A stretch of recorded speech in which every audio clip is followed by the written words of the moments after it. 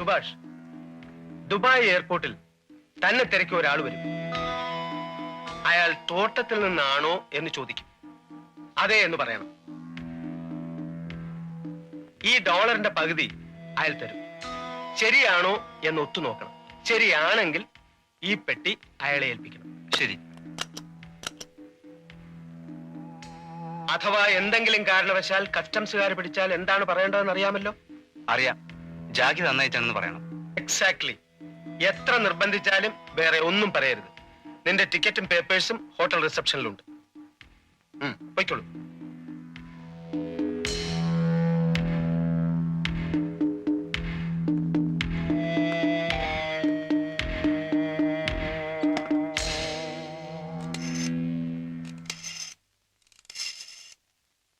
Special branch narcotic squad ചെയ്യാണോ? Sir,